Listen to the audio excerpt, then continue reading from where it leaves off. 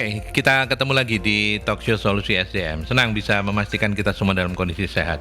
Bu Novi sehat? Alhamdulillah sehat. Mohon maaf ini tadi. Jadi ada 2 kemacetan besar sehingga menjadi agak terlambat. Belakangan memang Surabaya Lebih padat. lebih banyak, banyak kemacetan. Ada perbaikan jalan, ya, ada overlay jalan itu dan lain sebagainya. Tapi senang kita semua sudah hadir di sini dan selain Bu Novi dari Magnet Solusi Integra, CEO dari MSC Consulting, pagi ini kita juga bersama Mas Rahardian Rinaldi, Head of HR dari PT Borwita Citra Prima. Panggilannya Mas Rahardian. Selamat pagi. Oke, selamat pagi Mas. Sehat? Selamat pagi, alhamdulillah sehat. Alhamdulillah sehat. Mungkin bisa lebih mendekat ke mikrofon supaya suaranya lebih oke. Borwita Citra Prima, banyak yang mungkin belum mengenal perusahaan apa ini. Oke, ya jadi mungkin di awal saya jelaskan sedikit ya mengenai Borwita Citra Prima. Banyak dikit juga nggak apa-apa kok. Ya, Borwita Citra Prima ini sebenarnya adalah perusahaan distribusi dan logistik. Distribusi dan logistik. Distributor gitu ya. Kami mendistribusikan produk-produk dari principal atau manufacturer gitu ya kepada toko. Customer kami adalah toko gitu ya, mulai dari toko-toko kecil retail gitu ya sampai ke toko-toko besar supermarket gitu, minimarket, supermarket gitu. Yeah. Nah, banyak prinsipal yang sudah bekerja sama dengan Borwita saat ini, sekitar 15 prinsipal ya. Dan yang paling besar mungkin ada prinsipal kami yang paling lama juga gitu ya bekerja sama dengan Borwita, yaitu P&G. Procter & Gamble gitu, di mana produk-produk yang didistribusikan adalah seperti shampoo ya, FMCG, kami adalah produk-produk FMCG yang didistribusikan, shampoo seperti Head and Shoulders, Rejoice gitu. Nah kemudian ada Downy juga untuk fabric care gitu ya. Nah Borwita ini mendistribusikan kepada toko, jadi tidak kepada end consumer. Gitu. Jadi kita nyebutnya sebagai customer, bukan consumer gitu. Kalau consumer ini kita sendiri nih yang pakai setiap hari gitu. Yang kita distribusikan adalah dari manufacturer ke toko. Nah, nanti toko lah yang menjual kepada end consumernya. Gitu. Sudah cukup lama ya kalau Borwita sendiri ya? Borwita sudah berdiri sejak tahun 1976. 76, oh cukup lama ya? Iya. Lama, sudah senior. Sudah cukup hampir senior. 50 tahun. Sudah senior banget. Dan sempat mengalami juga saya nggak tahu apakah banyak perusahaan yang sulit, ada juga yang nggak sulit ketika pandemi. Kalau Borwita gimana waktu pandemi? Alhamdulillah Borwita survive pandemi, Pak. Survive gitu. ya. Iya, jadi kemarin memang ketika pandemi pun Borwita tetap bisa perform gitu. Kita tetap bisnis tetap growth, alhamdulillah gitu. Jadi tidak berdampak efek negatif lah ya ketika kemarin pandemi di Borwita gitu. Bisnis masih tetap stabil, sustain gitu ya. Bahkan kita cenderung growth juga kemarin. Oke. Ada berapa karyawan yang ada di Borwita? Oke, Borwita itu sekarang almost 6,000 atau hampir 6,000 karyawan, Pak. Oh, semuanya ngumpul di sana? Oh tidak, itu tersebar di seluruh area operasional kami. Gitu. Nah, area operasional Borwita itu dulu Borwita memang ada di Surabaya dulu, gitu ya. Surabaya di Jawa Timur, kemudian meluas. Ya ke Bali, Nusa Tenggara, Sulawesi, Papua, Maluku, ke timur dulu gitu ya.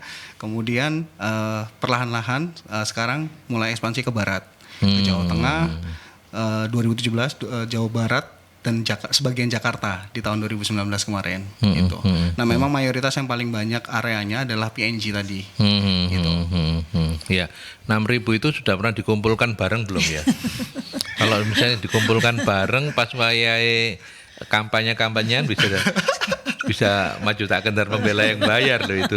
6.000 loh, banyak loh. Iya, sangat banyak karena kami juga tersebar di sekitar 163 kota dan kabupaten. 163 kota kabupaten. Itu se-Indonesia ya? Se-Indonesia. Oke. Baik, so far so good ya bisnisnya ya. Amin. So good. Oke, MSC gimana? So far so good? Alhamdulillah. Selalu so far so good ya.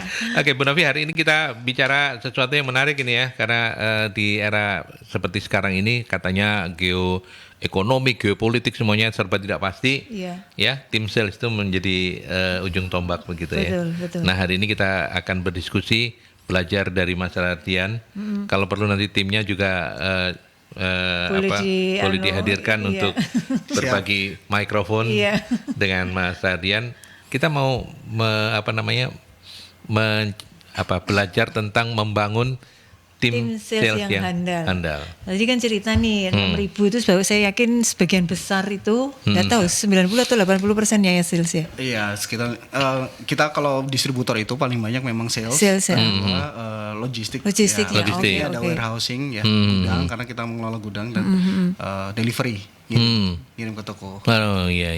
Paling banyak memang tetap sales. Nah Tetap ini tadi sales, karena ya. salesnya paling banyak gitu betul. kan, ini juga menjadi masalah bagi banyak perusahaan sejenis gitu ya, ataupun mau tidak sejenis tetapi mereka punya tim sales. Nah kan kita tahu bahwa kalau bicara orang sales itu kan nggak ada orang sales itu misalnya bukan nggak ada ya, tapi mungkin jarang sekali orang sales yang dari awal karirnya terus netep lama banget di perusahaan.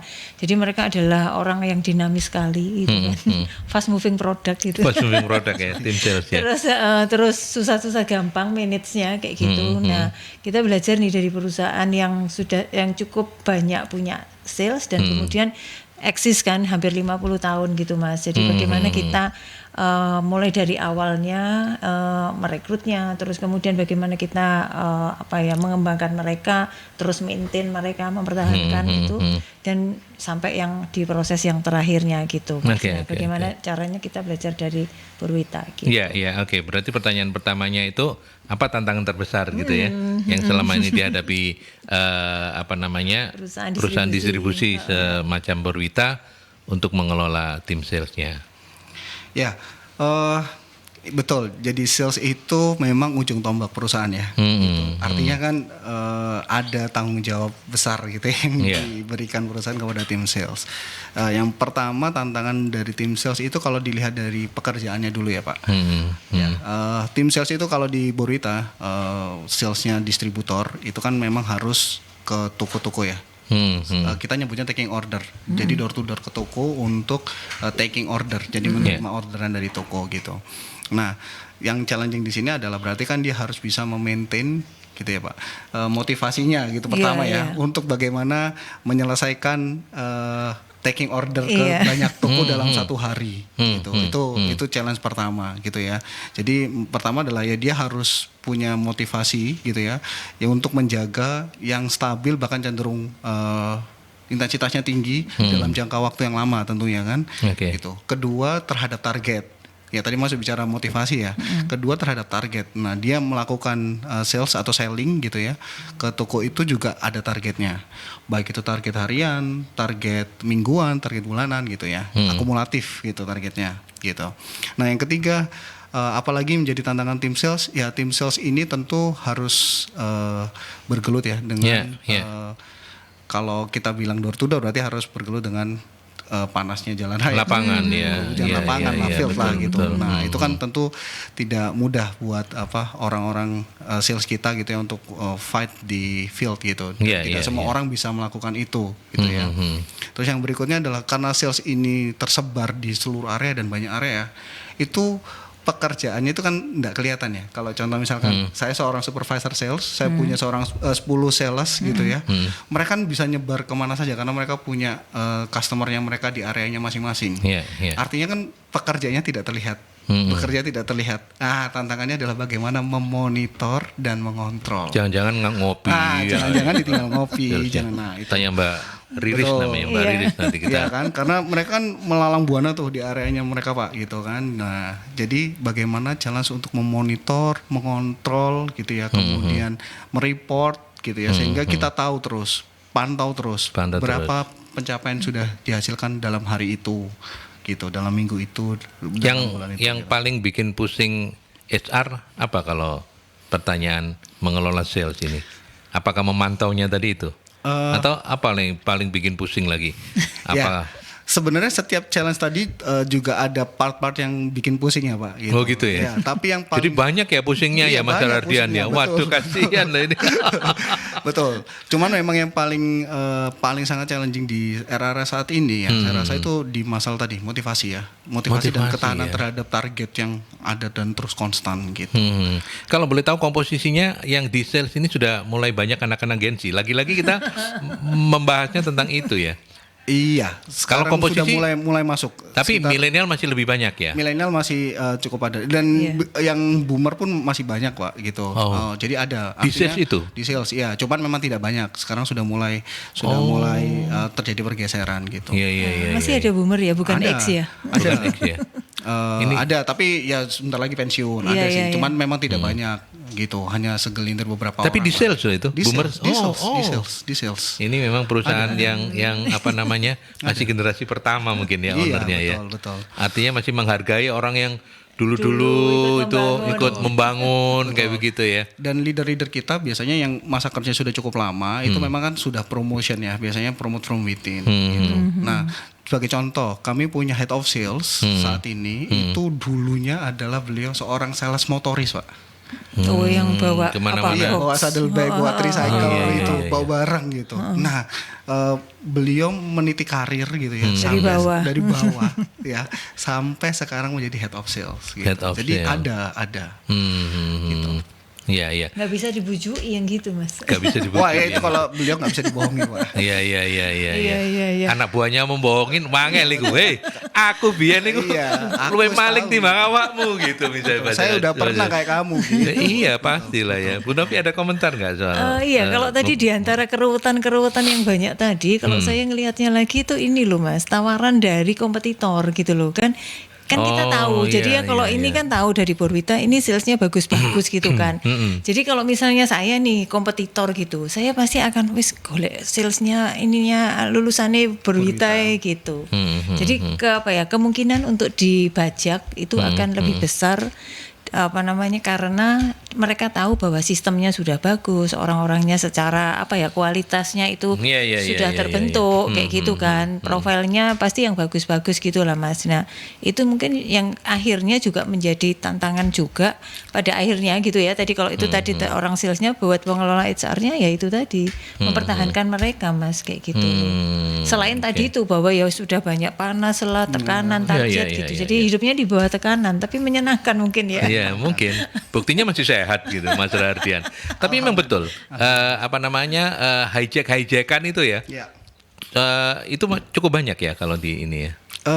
Cukup banyak gitu. Tapi menariknya hijack-hijackan itu di level-level leadersnya justru tidak banyak di level. Oh bukan di salesnya. orang Iya, ini ya. betul. Oh, Loh itu belum lebih juga. bahaya. Kalau Lebih leadernya bahaya. di bawah, Lebih dia bahaya. bawa saat timnya. Iya. Itu cara yang lebih cepat. Betul.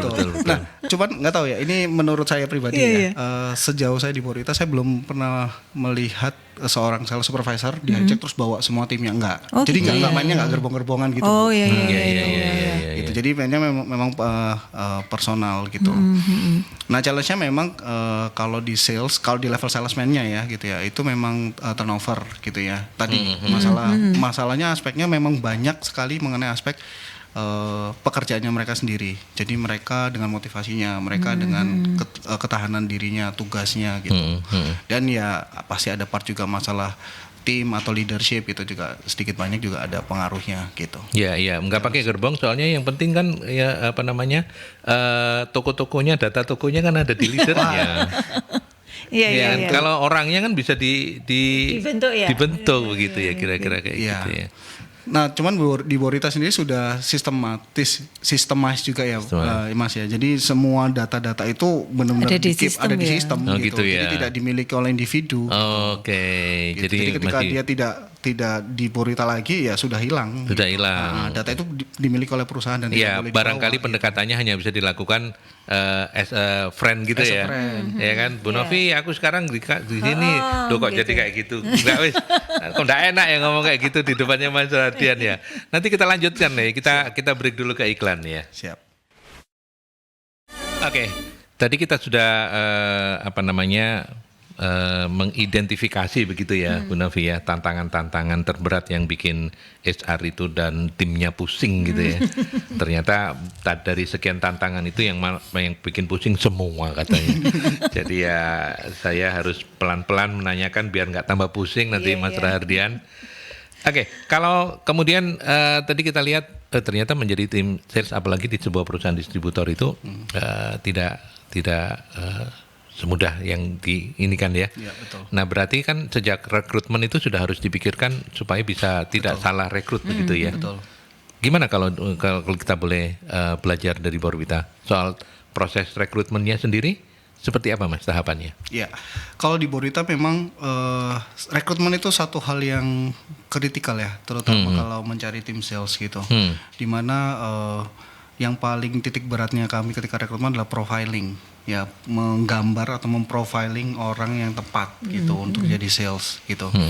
Nah, biasanya yang kita cari memang orang-orang yang sales ini adalah orang-orang yang punya rasa haus gitu ya, atau ambisius gitu, atau high achiever. Iya. Kita pengennya begitu. Yang nggak gampang nyerah yang gitu ya. gampang nyerah. Terus kedua punya ketahanan tadi yang tidak gampang nyerah ya, resilience gitu. Jadi ketika ditolak toko dia nggak mutung atau tidak ngambek gitu ya. Ya kita mencari trait-trait atau karakter atau personality yang semacam itu gitu. Jadi memang sales yang kita harapkan memang yang punya ketahanan, kemudian punya high achiever ya, punya ambisi gitu ya. Jadi dia selalu maintaining motivasi tadi, karena motivasi salah satu challenge yang saya sebut tadi di awal gitu ya. Jadi itu menjadi elemen kritikal dan krusial ketika seorang ingin menjadi sales gitu. Terus berikutnya juga mungkin kalau kita cari sales yang experience gitu ya, kita biasanya mencari juga sales yang punya pengalaman dan di industri yang atau tipe pekerjaan yang relatif mirip ya, gitu. Jadi supaya setidaknya dia tidak kaget dan tidak tidak lag gitu ya, lag karena dulu salesnya misalkan salesnya dulu hanya nunggu di satu area gitu ya, tapi di salesnya Borwita kan harus jalan muter terus gitu kan, door to door gitu ya. Kita kalau yang di tradition market gitu ya, DGT, maka harus datang satu persatu. Nah itu biasanya kita mencari experience yang mirip Mas gitu, jadi supaya lebih mengurangi potensi kegagalan gitu ya, mengurangi perbedaan ekspektasi gitu ya. Saya pikir salesnya kayak tempat saya dulu misalkan, kerjanya hanya telepon-telepon saja misalkan gitu. Kita biasanya profilingnya dari situ. Gitu. Nah, kemudian ya seperti biasanya kita akan lakukan seleksi administrasi, kita ada tes juga gitu ya, tes kemampuan dasar gitu, pengetahuan kecerdasan umum gitu ya. Nah, kemudian kita ada interview dan kita ada observasi. Jadi kita minta mereka untuk jalan dulu nih sama sales gitu. Selama 1 hari atau 2 hari gitu ya, untuk itu mereka termasuk bisa metode seleksinya. Betul. Masih seleksi ya itu ya.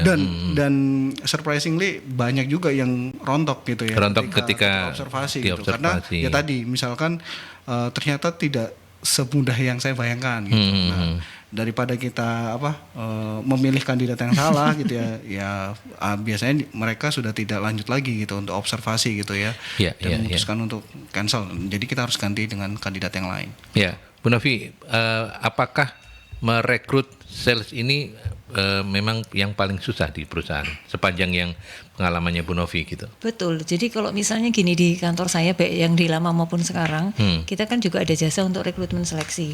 Nah, kita punya bank data Mas Aldi. Nah, bank data yang selalu saya tidak berani mengatakan adalah kita punya bank data untuk orang sales, karena gitu ya? Iya.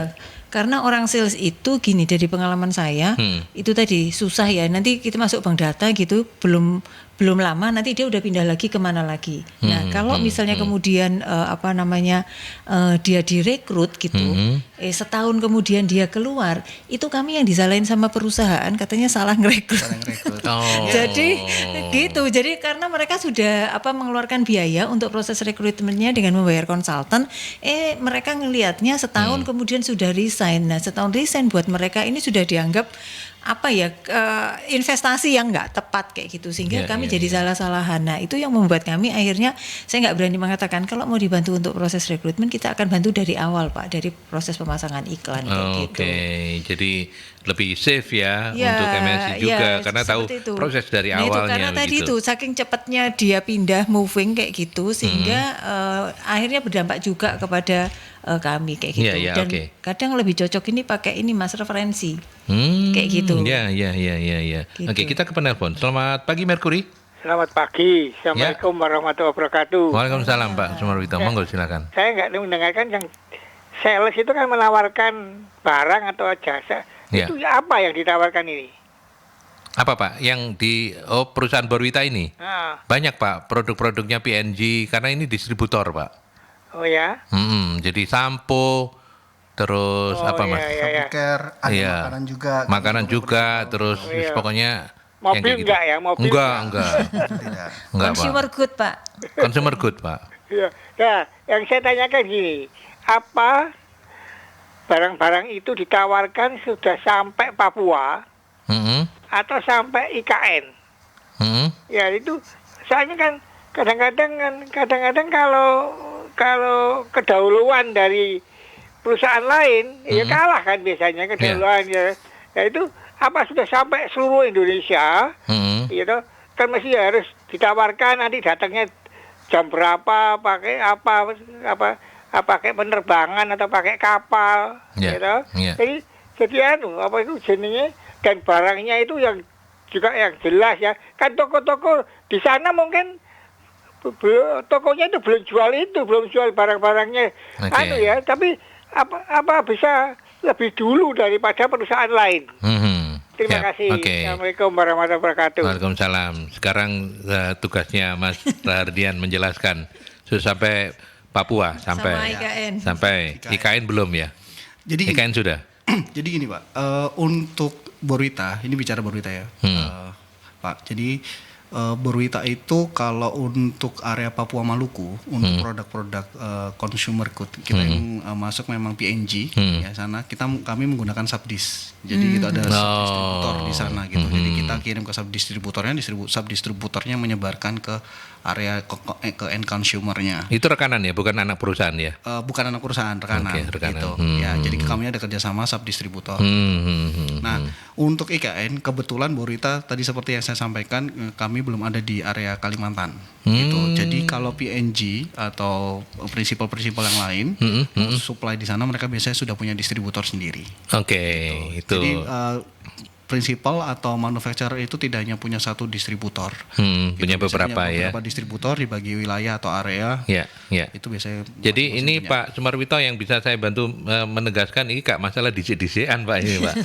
Tapi karena memang distributornya itu ke wilayahnya diatur begitu ya. Oke. Kita ke penelpon lagi. Selamat pagi Mercury. Selamat pagi, Pagi. Selamat pagi Pak. Dengan Selamat pagi. Bapak Dwija. Pak Dwija, monggo silakan Pak Dwija. Nah, ini masalah persalesan ini mengingatkan saya masa-masa lalu ini. Gitu ya Pak ya. Dulu sales yang handal Pak ya, enggak pakai jepit tapi Pak ya. Handal jepit kan lain Pak. Jadi sales. Oh. Terus? Pernah jadi sales kurang lebih ya 24 tahun lah. Wow. Apa Pak produknya yang dipasarkan waktu itu? Di salah satu distributor yang mungkin Boruita mungkin juga kenal itu. Oh. Distributornya Unilever, Oh, kompetitor ya Pak ya? kompetitor. Oh ya. Untung Bapak sudah pensiun. Dulu saya berangkat mulai dari nol. Memang Oke. untuk menjadi seorang sales, suatu sales itu memang sulit. Ya. Memang sulit sekali. Ya. Karena apa sulitnya? Dia ada keinginan di bidang ini enggak. Soalnya cara menawarkan ataupun ya hitungannya seperti jual belilah. Toko-toko itu tidak semudah itu memang. Betul. Yang terutama itu yaitu tadi memang faktornya adalah dia niat untuk jadi sales atau enggak. Ya. Soalnya jadi namanya sales force itu memang seperti yang dikatakan Masnya tadi memang banyak beban dan pikiran memang. Ya, pikiran mengenai target. Ya. Baik itu omset atau yang lainnya, poin-poin yang lainnya itu ada memang. Cuman dalam hal yang terpenting itu tadi untuk rekrutnya, salah satunya yaitu dia mau bekerja menjadi seorang sales force atau enggak. Dan di tempat saya waktu itu sampai berpuluh-puluh tahun. Karena yaitu kita lihat pertama adalah lingkungan kerjanya. Lingkungan kerjanya itu enak atau enggak, meskipun dalam keadaan sesulit apapun, kalau kita kerjasama antar sales satu sama lainnya, oke. Happy aja seorang sales itu. Jadi saling membantu, saling mendukung, mana yang kurang kita bantu itu. Ya. Itu salah satu supaya sales itu betah di tempat kerja tersebut. Oke. Itu lingkungan yang utama yang perlu, lingkungan kerja. Kedua yaitu pimpinan dari sales, yaitu supervisor sales, distributor.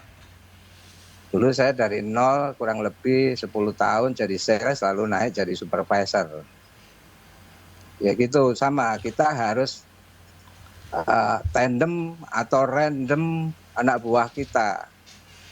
Jadi anak buah kita itu tahu nggak wilayah yang dia kunjungi, mana-mana yang dia belum tahu. Agar anak buah itu tahu, salah satunya cara kita harus membuat peta daerah sales tersebut, plus toko-tokonya juga. Mulai dari toko A sampai Z itu di situ harus ada, mulai hari Senin sampai Sabtu. Jadi dia juga pegang itu mana-mana yang dia belum kunjungi, mana yang nggak tahu, di situ pasti ada semua.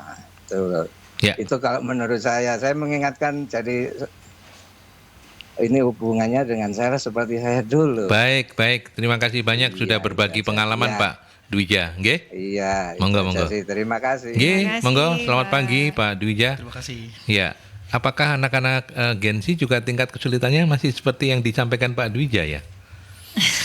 Gimana komentarnya untuk tim sales ini? Ya, sedikit banyak kami merasakan, gitu ya, bahwa ya Gen Z cukup menantang ya, terutama lebih ribet dari yang disampaikan Pak Dwija, atau ya more or less-nya sama lah. Ya, part yang agak berbeda adalah di Gen Z ini kan karena mungkin terbiasa dengan siklus hidup yang cepat, proses yang lebih cepat. Ya. Nah, tadi di faktor kemampuan menjaga dan mempertahankan ketahanan ya terhadap intensitas target itu. Nah, beberapa ini pengalaman pribadi kemarin, beberapa Gen Z itu tidak tertarik ke sales itu bukan karena apa-apa, tapi karena tidak mau bekerja di bawah target. Nah, kan itu juga sulit. Sesuai passion ya. Itu juga sulit ya. Dimana kan pekerjaan apapun harusnya juga tetap ada target betul. Gitu kan. Gitu juga sales. Cuman memang sales ya fokusnya memang target gitu. Nah, Gen Z sekarang pergeserannya adalah ya mulai tidak terlalu tertarik dan berminat gitu ya dengan bekerja di bawah tekanan dan target yang semacam ini dengan intensitas tinggi gitu. Makanya kemudian tapi saya nggak tahu apakah itu ada kaitannya ya, makanya ada baby boomers yang masih bertahan karena memang tidak semudah membalik telapak tangan begitu ya. Betul. Untuk merekrut. Bu Novi ada komentar? Oke, jadi kalau seperti itu tuh saya membayangkan kan karena juga ini zamannya udah beda ya Mas Adi. Saya nggak tahu apakah kemudian itu cukup tercover. Jadi misalnya kan tenaga salesnya, maksudnya minatnya berkurang gitu ya. Karena minatnya berkurang kan artinya armada yang seharusnya sesuai dengan pasar itu menjadi berkurang. Nah, saya membayangkan ada alternatif cara penjualan yang lain, yang antara lain tuh melalui penjualan online, melalui e-commerce seperti itu. Nah, kalau saya ngelihatnya mungkin itu alternatif yang bisa dilakukan, tapi apakah cukup efektif dan bisa bisa sama hasilnya dengan potensi kehilangan karena tadi kita nggak bisa dapetin sales yang sekarang anak-anak muda itu. Gitu, Oke. Mungkin bisa langsung dijawab ya oleh Mas. Saya nggak jawab ya, malah bertanya ya. Tapi nggak apa-apa, itu menarik ya. Apakah di era sekarang yang semuanya sudah serba online itu sales yang harus mendatangi dari toko ke toko itu masih lebih efektif atau masih cukup efektif atau seperti apa Mas Radian? Iya. So far yang kami lihat dan kami analisis ya Pak, itu masih sangat efektif. Masih sangat efektif. Karena kembali lagi ke customernya Borwita itu adalah toko-toko yang mungkin ada di dalam gang-gang gitu, toko kecil. Toko Madura itu ya katanya. Toko-toko yang istilah sekarang itu toko Madura gitu ya. Betul. Di mana mungkin pemilik tokonya adalah ya sudah mengelola toko itu sejak puluhan tahun yang lalu gitu kan. Sehingga perubahan shifting untuk order dari yang ngomong ke sales aja, tinggal ngomong kan gitu kan, karena salesnya datang, berubah harus mencet sendiri ke gadgetnya gitu kan. Itu masih belum belum familiar lah ya. Familiar gitu.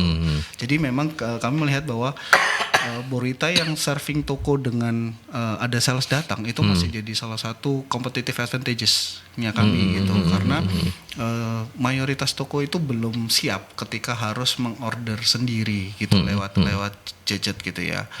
Gitu.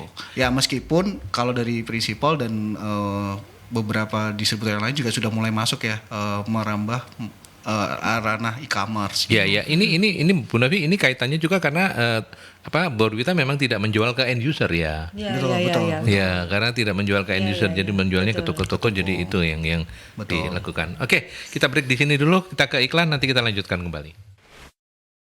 Oke, terima kasih untuk Pak Dwija yang tadi sudah berkenan sharing juga begitu ya, dan membuat kita jadi teringat untuk menanyakan Gen-Z kayak gimana ini gitu. Oke, silakan untuk Anda yang lain, kita lanjutkan juga dengan pertanyaan dari Pak Nurdin. Apakah pernah punya pengalaman menerima sales dari fresh graduate? Bagaimana mengelola ini? Monggo, apakah cukup banyak yang fresh graduate ngelamar jadi sales? Terus piye Mas cara menangani, kata Pak Nurdin? Ya, sebelum ke Pak Nurdin mungkin saya sampaikan terima kasih kepada Pak Dwija tadi sudah sharing inspirasi yang sama gitu ya di ini sales gitu ya. Nah, apakah punya pengalaman menangani sales yang fresh graduate? Oke. Kami punya program khusus fresh graduate gitu ya. Memang yang kami kader untuk jadi sales leader. Gitu. Ya, namanya Borwita Leadership Academy. Itu sudah kami create sejak 2019. Dulu kalau mungkin di perusahaan namanya MT ya, manajemen training gitu.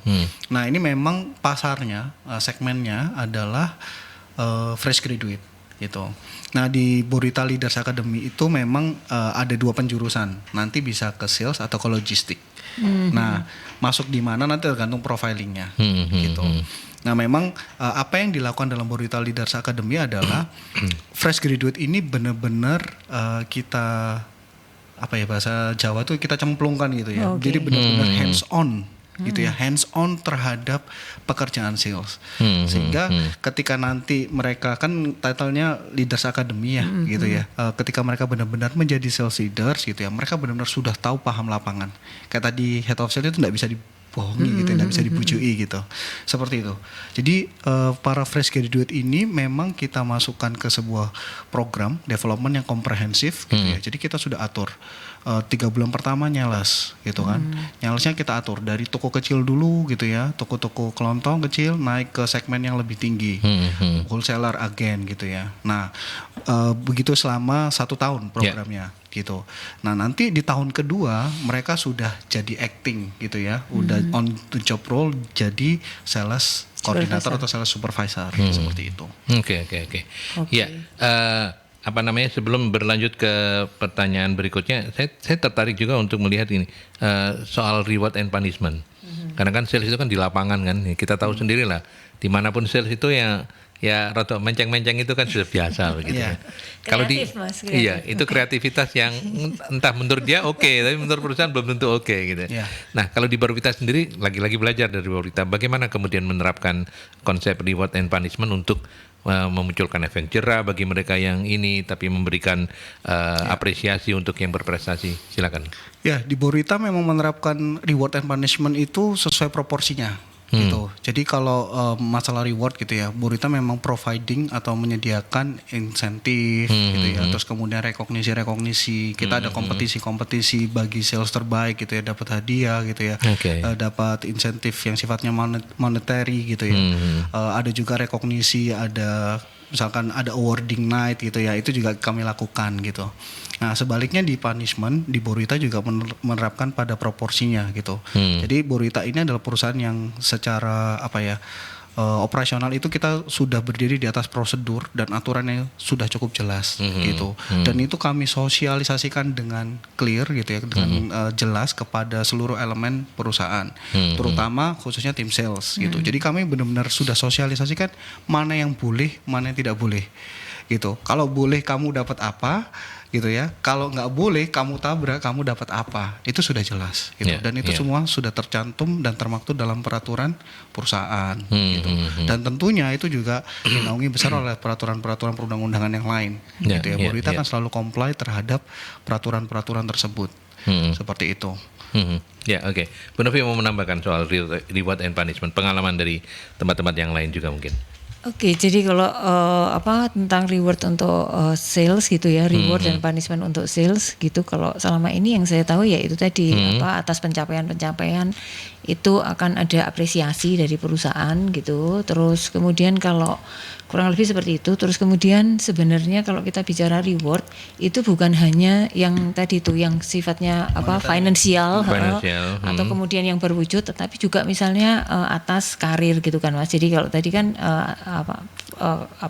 prestasi atau performance yang bagus dari seseorang dalam sesuai dengan target-targetnya, yaitu tadi salah satu yang bisa dikatakan juga sebagai reward buat mereka itu adalah yaitu tadi kesempatan untuk promosi, kesempatan untuk belajar kayak gitu ya. Terus mungkin juga benchmark ke tempat lain gitu kan, atau mungkin juga karena ini distributor besarnya PNG, bisa jadi kan ada studi banding ke negara asalnya seperti itu kan, seperti itu. Jadi itu yang kemudian membuat orang ini jadi termotivasi, bukan hanya terus kemudian saya achieve terus dapat komisi lah atau bonus yang tahunannya seperti itu, tetapi itu ada hal-hal yang lain yang membuat mereka itu juga bangga gitu dengan apa yang mereka bangga bekerja di perusahaan ini kayak gitu.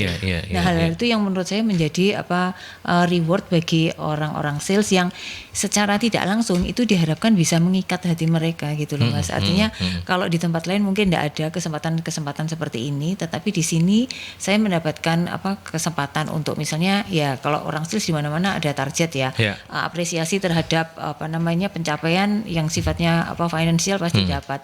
Tetapi misalnya tadi itu iklim kerja yang sehat, terus kemudian kejelasan tadi itu apa yang boleh dan yang tidak boleh, terus kemudian kesempatan-kesempatan yang saya ceritakan tadi itu akan menjadi sesuatu yang membuat mereka itu jadi berpikir ulang seandainya ada yang mau ngitik-ngitik mereka atau ngiming-ngimingi mereka untuk pindah ke tempat yang lain. Oke. Kalau punishment yang seperti apa harusnya? Karena kita ke Burita, kalau pernah nggak ngasih punishment yang ya wes ini nggak bisa diteruskan, terpaksa harus di PHK gitu? Ada. Jadi memang kalau di dalam peraturan perusahaan gitu ya, maupun peraturan perundang-undangan sudah diatur dengan jelas ya Pak. Jadi apa saja perilaku yang menyimpang dan apa konsekuensinya. Gitu. Di kami pun sudah diatur dengan terang benderang gitu ya, di peraturan perusahaan gitu ya, terang benderang sehingga tidak ada debatable gitu bahwa kalau sales melakukan ini kalau memang konsekuensinya adalah jelas PHK begitu ya. Gitu ya, pasti kita sudah sampaikan dan sosialisasikan. Yang mau tidak mau kalau mereka tetap melanggar itu ya pasti Burita akan ambil tindakan yang sesuai dengan aturan gitu. Sesuai dengan aturan dan sesuai dengan kesalahan-kesalahan yang dilakukan gitu ya. Mungkin tadi kalau menyampaikan Mas Aldi bukan hanya PHK tapi juga bisa jadi kan diurus ke kalau misalnya sampai penggelapan terus sampai sampai pidana bisa diurus sampai ke polisi juga kayak gitu. Iya bisa dipidanakan juga ya. Oke. Ini saya menyapa Budina. Budina, terima kasih sudah bergabung ya. Sebuah perusahaan itu memiliki marketing, sales, digital marketing, apapun bahasanya gitu ya. Apakah tetap harus menghasilkan income? Apakah tetap harus menghasilkan income bagi perusahaan? Ya iyalah Bu. Kalau enggak lah ngapain dibayar? Kalau tidak, target apa yang harus dilakukan? Oh, maksudnya mungkin kalau enggak achieve gitu ya? Iya, ini mungkin kalau saya bilang orang sales itu memang jualan langsung, tapi orang marketing kan tidak jualan langsung gitu ya. Jadi dia create program-program promosi, strateginya yang kayak gitu Mas. Iya, oke. Berarti memang silakan dijawab kalau. Iya. Jadi kalau kan kadang kita ini mencampur adukkan gitu ya, antara marketing sama sales sama sales gitu. Jadi kalau orang kita bicara sales ya, ini yang kemudian dia harus jual gitulah kayak gitu ya. Jual kemudian hasilnya langsung kelihatan. Tapi kalau orang marketing kan dia ini adalah seorang yang mensupport supaya kemudian penjualannya itu jadi banyak gitu kan. Jadi dia ngatur strateginya gitu. Misalnya kalau ada beberapa area gitu, di area sana berarti yang harus mungkin lagi ada promo promonya apa gitu ya. Promo sesuai dengan kebutuhan atau tren yang ada terjadi di masing-masing seperti itu. Terus dari membaca data dia menetapkan strategi-strategi yang lain gitu Mas. Mau pilih apa, mau ke digital, mau pakai di radio misalnya kayak gitu ya. Terus atau mau pakai cara-cara yang lain kayak misalnya sekarang digital marketing kan juga sudah mulai banyak. Kurang lebih seperti itu Mas. Iya, iya. Ini gitu. Mungkin ini bisa juga begini. Kalau misalnya ada target tapi kemudian nggak achieve gitu loh.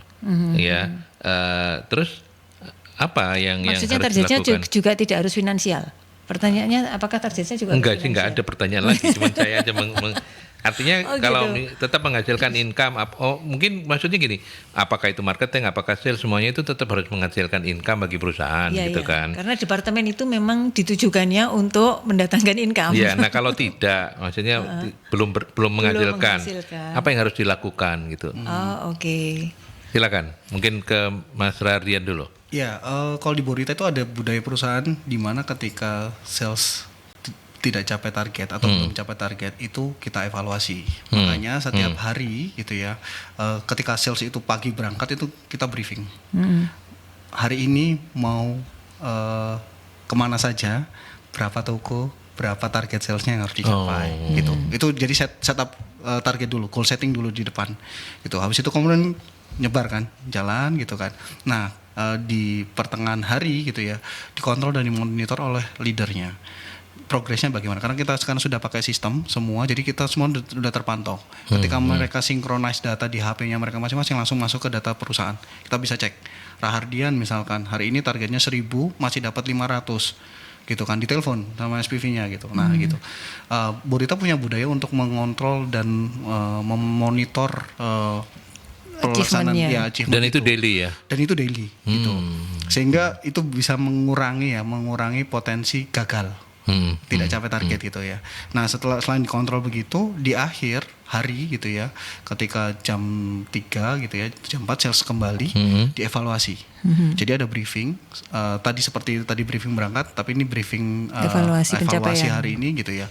Toko mana saja yang berhasil didatangi, toko mana saja yang tidak berhasil didatangi, kenapa gitu ya kan. Terus kemudian apa strateginya gitu, dan bagaimana cara tetap bisa mencapai target kalau ada toko-toko yang belum didatangi gitu. Dan kenapa tokonya tidak order, ada apa gitu kan selalu macam-macam ya, kasus operasional itu bisa banyak sekali di sales itu. Nah itu kita evaluasi gitu. Oke. Mbak Novi mau menambahkan untuk ini? Kalau tadi ini kan orang sales yang langsung ke pencapaian yang hasil ya. Nah ini orang marketing menurut saya juga tidak kalah penting tugasnya, karena itu tadi kalau kemudian program-program atau strategi yang diterapkan oleh marketing ini ternyata tidak membantu sales untuk mencapai penjualan, maka itu tadi ya, ini orang marketingnya ini nggak boleh dia berjalan sendiri dan dia nggak stand alone gitu loh Mas. Karena dia sebenarnya support untuk penjualan. Jadi dia harus masuk, harus paham kondisi-kondisi yang ada di divisi sales. Sehingga kemudian kalau dia create mau program apapun itu dia tahu gitu. Jadi dalam waktu dekat misalnya ada produk baru atau kemudian ada tadi itu momen-momen tertentu. Nah ini mereka juga harus align supaya kemudian bisa support kepada apa yang harus dicapai oleh divisi sales kayak gitu. Ya, yang juga menarik ketika bicara soal sales ini kan mereka ini kan ujung tombak ya untuk misalnya penjualan bisa naik gitu ya.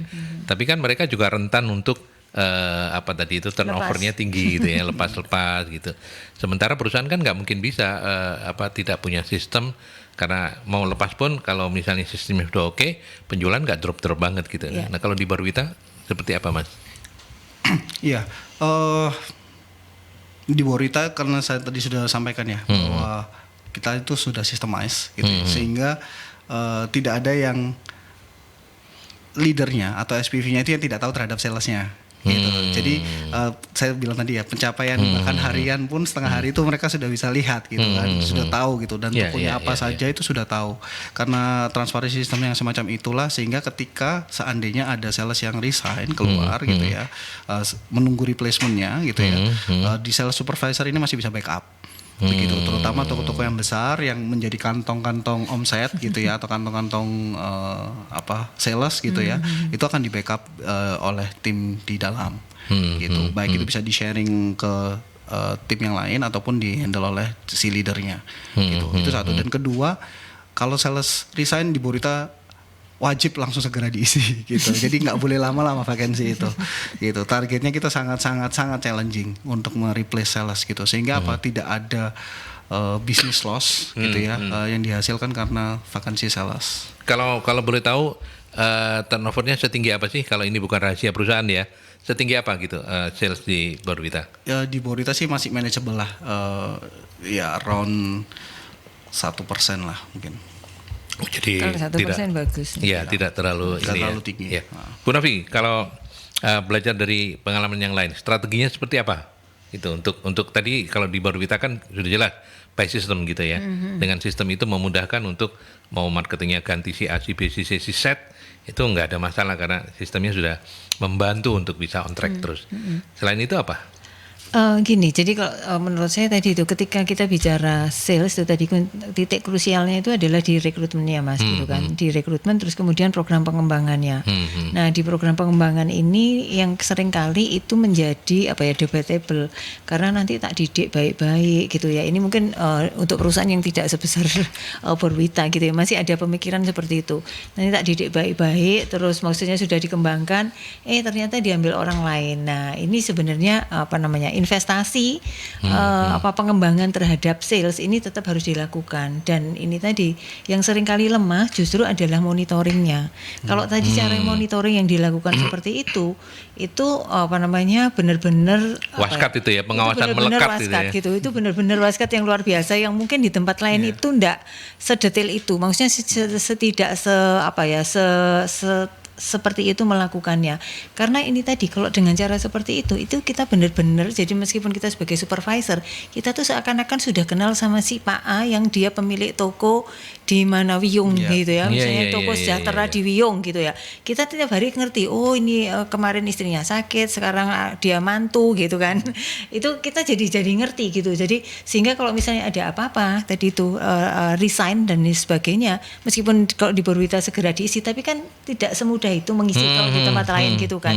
Nah itu kita benar-benar bisa langsung kita berkunjung karena memang salesnya sudah nggak ada, kita berkunjung dan kita bisa tahu kondisinya. Jadi pendekatannya itu langsung nempel dan kita tahu nggak lost information gitu loh Mas. Iya berarti head of salesnya itu nggak cuman juga harus di belakang meja terus gitu ya. Nggak ada. Kalau sales kami tidak. Nggak boleh ya. Pasti di lapangan. Kalau ada yang di belakang meja nanti keluar sana keluar. Nggak ada yang kinclong gitu. Nggak ada yang kinclong. Kumus-kumus semua gitu ya.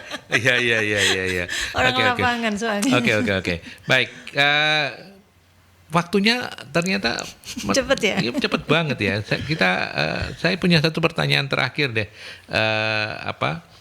Terkait dengan sales ini karena turnover yang tadi sempat juga masih jadi pokok bahasan kita gitu. Nah, bagaimana kemudian perusahaan memastikan bahwa investasi untuk pengembangan karyawan itu nggak sia-sia karena waduh rekrut mana ini nanti kos lagi, keluar lagi, rekrut lagi gitu. Bagaimana memastikan itu, Mas? Jadi ketika setiap perusahaan melakukan investasi ya untuk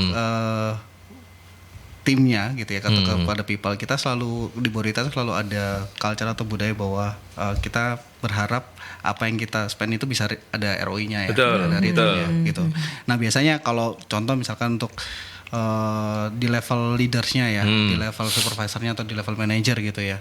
Nah biasanya ketika kita training, misalkan ada satu anggaran tertentu yang kita spend gitu ya, di ending of training mereka harus create project. Nah project ini to improve berapa gitu dari performance-nya dia harus ada improvement gitu sehingga apa yang kita sudah invest kembali ke karyawan sebagai bentuk skill gitu ya, kemudian ada kemampuan yang meningkat gitu ya, knowledge yang bertambah misalkan gitu ya, atau kemampuan yang lebih baik gitu ya, terhadap perusahaan juga akan ada return gitu ya, atau ada yang meningkat juga secara numbers gitu. Jadi kita biasanya selalu menggandengkan antara training dengan project atau result dari end of pekerjaannya mereka pasca di invest gitu. Ya, oke. Ini pertanyaan Pak Iwan klasik tapi ya kita menghargai karena sudah masuk ya. Jadi intinya itu gini, bagaimana kalau leader di marketing atau sales di sebuah perusahaan itu tidak memiliki basic itu gitu. Ya, yang ngangkat aja yang salah kali ya. Tapi bukan tidak mungkin ya, mungkin karena perusahaannya tertutup atau apa bisa saja kan. Artinya yang mengendalikan tim sales dan marketing dan sales itu bukan orang yang memang passionnya ke situ gitu. Oh, kalau hal itu sepertinya di Borita agak sulit terjadi. Agak sulit, betul, karena sudah jelas gitu ya. Betul, bahkan yang fresh graduate aja tadi yang saya bilang mereka harus hands on dulu gitu, nyales dulu gitu kan sebelum mereka jadi leader. Supaya kelihatan gitu ya, passionmu di mana gitu. Dan mereka benar-benar tahu apa yang akan dihadapi sehingga mengurangi resiko kegagalan ketika mereka nanti perform jadi sales leader. Ya, gitu berarti kita tanyakan ke Bu Novi aja ya yang susah ini ya. Terus gimana ini, omset bisa naik gimana kalau leadernya ternyata nggak punya basic marketing atau sales gitu. Oke, dia harus tandem dulu Mas dengan orang yang ada.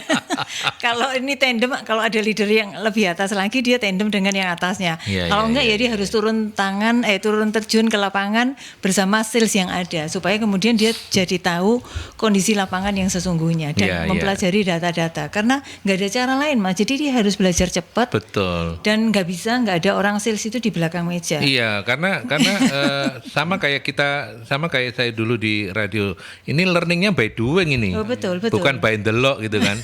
Ya, delok terus dipandang bisa itu tiap hari lihat orang siaran gitu tidak menambah bisa. skill kita. Saya selalu bilang learningnya by doing, kalau tidak dilakukan tidak bisa gitu. Dan di salah satu tahap kami ketika Leaders Academy itu kita ada namanya shadowing. Jadi dia jadi bayang-bayang gitu, sales coordinator atau regional sales manager atau ASM area sales manager gitu. Jadi dia ngikut aja gitu. Sehingga dia tahu belajar tentang leadership. Bagaimana sih supervisor saya itu mendeploy sebuah program, kemudian bagaimana mereview, bagaimana mengevaluasi, bagaimana mengontrol gitu. Jadi memang ada part-part khusus di dalam BLA tadi, Borita Leaders Academy, di learning journey-nya ada part mereka untuk shadowing, gitu, ditempel. Jadi nasihat untuk Pak Iwan ya sampaikan saja Pak untuk segera melakukan konsolidasi begitu ya. Konsolidasi. Dan banyak-banyak berdoa ya Pak.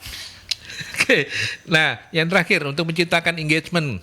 Ini sebagai tadi sudah mau closing tapi kata Pak Iwan saya tak closing lagi, untuk menciptakan engagement, untuk menciptakan loyalitas sales itu tadi. Mungkin ya tadi sempat di-spill oleh Bu Novi juga begitu ya, ada reward and punishment, tapi di luar itu apalagi Mas kalau upaya yang dilakukan Borita, mungkin ada outing, ada gathering, ada apa? Monggo silakan. Ya, pertama yang akan sangat berdampak tentu dari menciptakan lingkungan atau environment ya, working environment dulu. Seperti yang kata Pak Dwija tadi. Betul sekali. Itu valid, betul. Jadi ketika tim di dalam tim itu suasananya nyaman, enak gitu ya. Terus dan itu sangat bergantung juga dari leadernya ya. Gitu karena yang mewarnai suasana tim itu juga adalah leadernya gitu ya.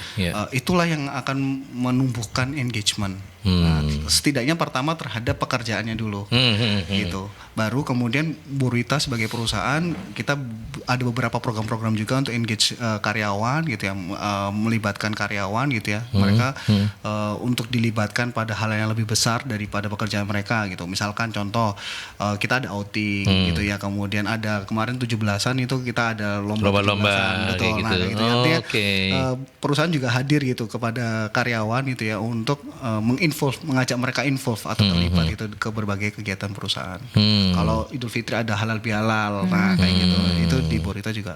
Ya, oke. Baik. Hari ini akan di-close oleh Bu Novi. Jadi konklusi kita dalam upaya untuk membangun tim sales yang tangguh itu seperti apa, Bu Novi?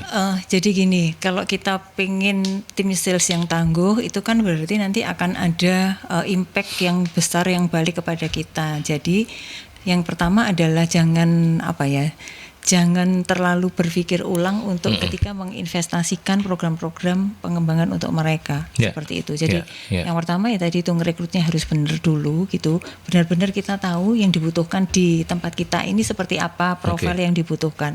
Nah, kalau sudah ini tadi bahwa ada orang kalau bilang jerbasuki mau beo, kalau kita mau hasil ya maka kita harus berupaya. Jadi program upaya-upaya pengembangannya itu harus tetap dilakukan, dan tadi itu kita belajar banget bahwa ini ada sistem monitoring yang melekat sehingga kemudian memastikan bahkan setengah hari pun itu tidak loss gitu ya, tidak loss order sehingga pasti gitu kan. Jadi itu menjadi sesuatu yang kemudian menurut saya itu bagus sekali karena akan membentuk perilaku kita gitu kan.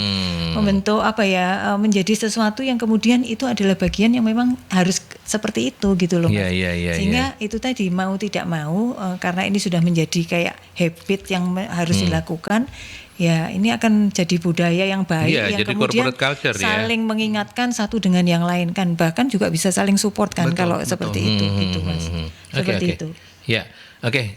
Sambung dengan info-info dari MSI terkini. Oke, jadi info kami akan membuka kelas untuk nanti di 31 Agustus ini ada kelas pelatihan dan sertifikasi public relation dan juga sekretaris administrasi Mas. Itu ada yang ber-BNSP, lalu nanti di 7 September yang akan datang kita juga setiap seminggu akan buka pelayanan prima, terus public speaking, terus kemudian juga TOT kayak gitu. Dan sekarang yang masih jalan adalah MSDM yang pelatihan dan sertifikasi BNSP. Ya, silakan untuk menghubungi 08 11 340 5557 5557 Mas, jangan lupa ya. Kalau perlu dengan MSI silakan menghubungi nomor itu.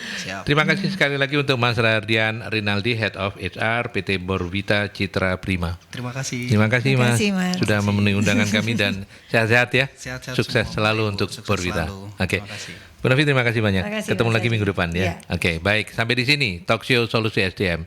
Kita ketemu dalam perbincangan selanjutnya di Solusi SDM minggu depan. Sampai jumpa.